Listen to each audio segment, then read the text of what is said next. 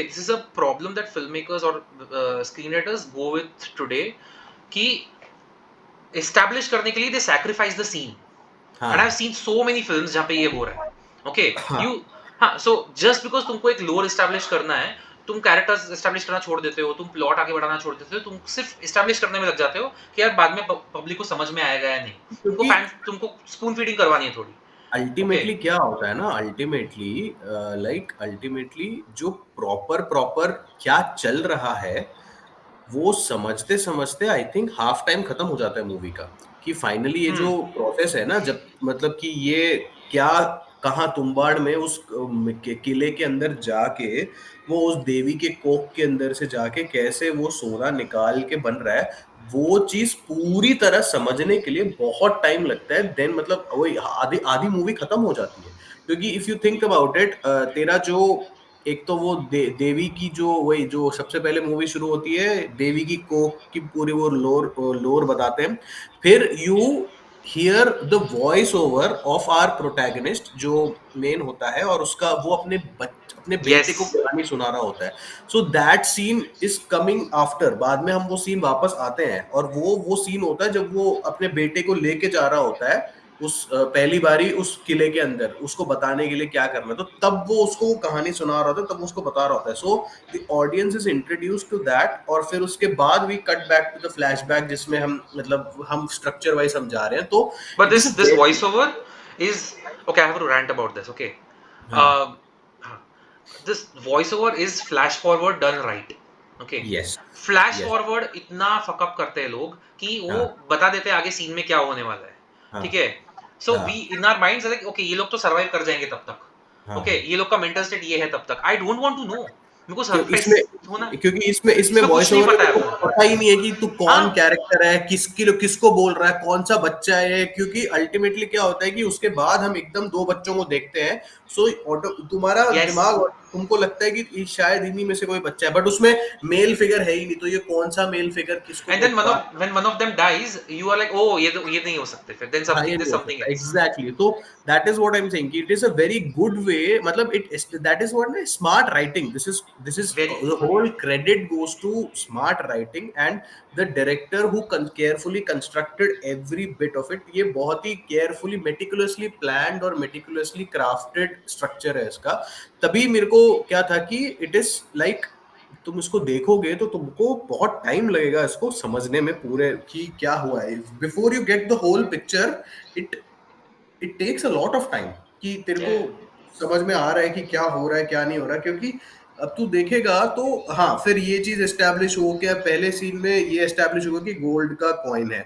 फिर you establish दो बच्चे हैं जिसमें कि एक ज्यादा ग्रीडी है, एक बहुत ज्यादा क्यूरियस है, और एक है बहुत ही थोड़ा डरा हुआ जो डोसाइल। उसका नाम सदाशिव होता है, जो छोटा भाई Hmm. होता है जो कि मर Hmm. भी जाता है। तो वो बहुत ही डोसाइल है, वो बहुत ही डरपोक है। तो उसका बड़ा भाई जो है वो ज्यादा उसको डोमिनेट कर रहा है। और उनके घर में जो मिस्ट्री है which we are as an audience we जो हमको पता चल रहा है वो दादी वाली मिस्ट्री है। कि जो दादी कैद होती है ना, उसको बार बार उसकी माँ जाके उसको खाना खिला रही है। तो उसमें क्या होता है, वो भी एक बहुत ही मतलब in during the second rewatch you understand कि इसको ये खाना खिला के पाल के क्यों रखा हुआ है।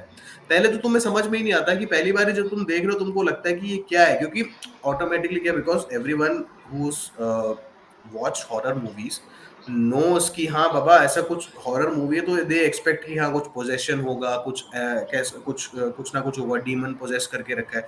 तो तुम्हारा सबसे पहले ही ये चीज चला जाता है कि शायद दादी पोजेस्ड है। पर तुमको ये नहीं पता कि क्या है ये। बाद में after you understand what is happening in this world in this particular context, तुम्हें समझ में आता है कि दादी के साथ क्या हुआ हुआ है। कि वो टेक्निकली क्या है कि पोजेशन नहीं बोलूंगा उसको, she is been She's cursed. She's cursed. Cursed. मैं वो एक तरीके से zombified, मतलब this is like kind of a zombification कि हाँ वो जो हस्तर है वो उसको इन्फेक्ट करके उसने उसको उस तरह से उस जैसा बना दिया है नाउ। अब उसको क्या है कि नाउ मतलब वही है कि इसी में अब वो रूल्स एस्टैब्लिश हो रहे हैं एक एक करके, कि जो राइटर भी है उसने बहुत स्मार्टली उसको एस्टैब्लिश किया है कि जो दादी है she is basically immortal, she is living a very cursed existence, और उसको क्या है कि उसको खाना चाहिए, उसको वही है, उसको अनाज चाहिए। And it connects back to the folklore जो स्टार्टिंग में हमें सुनाई दिया था, जिसमें हस्तर को बेसिकली वही वो खाना चाहिए होता है, वो अनाज चाहिए होता है। तो ये जो दादी हैं ये वो अनाज अनाज की भूखी है, और अब उसको रखा क्यों है ये बाद में समझ में आता है कि हाँ इसको बिकॉज उसको पता है कैसे हस्तर से वो जो उसका वो सोने की मुद्रा लेनी है, वो उसी चीज को रखने के लिए इस फैमिली ने उसको कैद करके रखा, वो समझ में आता है। And the second thing which the main like the main thing which gets established with this particular section is the soja hastar, soja dadi वरना हस्तर आ जाएगा, this particular जो चैंट है जिसको बोल के जो इन्फेक्टेड लोग है उसको तुम सुला सकते हो, ये चीज एस्टेब्लिश करने के लिए इन लोगों ने ये सीन रखी थी। एंड यस ऑफ कोर्स जो कैरेक्टर बिल्डिंग है वो तो ग्रेजुअली हो ही रही है कि अल्टीमेटली इस पूरी मूवी का थीम है ग्रीड। तो कैसे ग्रीड पूरी तरह से अफेक्ट कर रहा है, and it is like you are everything is everything is connected to this particular theme कि ग्रीड है, ग्रीड की वजह से ही ये पूरी मतलब सब कुछ चल रहा है इसमें, मतलब हर चीज ग्रीड कैसे पूरी सोसाइटी को और कैसे सब चीज को ग्रीड ने अफेक्ट किया है, that is what we are seeing in this movie. कि ये पूरा जो तुम्बाड़ का जो एरिया है इसको भी तो कर्स करके रखे, तभी तो दिखाते हैं कि तुम्बाड़ में बारिश कभी रुकती ही नहीं है। यही तो उनका मेन था कि तुम्बाड़ में बारिश होती रहेगी और हमेशा तुम देखो कि बारिश ही बारिश होते जा रही है। तो काफी हम्म डिप्रेसिंग हो जाता है ना कि इतनी बारिश अगर होती रही है मतलब कभी तुमने कुछ दैट इज देखा एक्सप्लेन्ड है। इन द लोर ना why it is it's explained in the constantly law. Raining तो वही मैं कह रहा हूँ कि that is how they establish the theme of greed as well through like everything, कि यस तुम्हारा जो मेन कैरेक्टर है उसका भी ग्रीड है, और तुम्हारा जो दूसरा कैरेक्टर है उसका मतलब जो तुम्हारा स्पेस है वो भी उस ग्रीड की वजह से कर्स्ड है। और फिर बाकी के जो भी कैरेक्टर्स हैं वो भी ग्रीड से ही ड्रिवन है। एक एक कैरेक्टर जो तुम नए नए कैरेक्टर से मिलते हो ना उनको भी लाइफ जो है ग्रीड की वजह से इफेक्ट करती है, क्योंकि जो उसका जो होता है ना जो बिजनेस जो पहले जिसको वो जाके बेचता है वो सोने की मुद्रा जिसको Raghav, his name is Raghav. हाँ, राघव। वो भी तो ग्रीड की वजह से ही जाता है ना कि उसको ओपीएम का ग्रीड है कि there is that plus there is pressure building upon him to return the money. तो वो रिटर्न द मनी नहीं है, वो तो उसको एक सम नया opium, he is an opium dealer ना। सो ओपीएम डीलर, वही तो एक नया ट्रेड, वो भी तो ग्रीड हुआ ना, उसको भी तो लालच की वजह, उसको हाँ हाँ लालच की हाँ वजह से ही अल्टीमेटली लालच is the motive behind him going to that place as well. तो वही है मतलब, वरना तो वो अगर वो लालची ना बनता तो वो खुश रह सकता था, बड़े आराम से वो खुश रह सकता था। but तो again one small thing here, before uh, so during the scenes with the kids, again a good way to characterize is that you show a character wanting something हाँ despite the situation. Okay, हाँ so हाँ his brother has just died, हाँ, और वो but उसको he doesn't care. Doesn't He care. doesn't care. या All he cares immediately he does, right? Because he's shocked. But there is no mourning.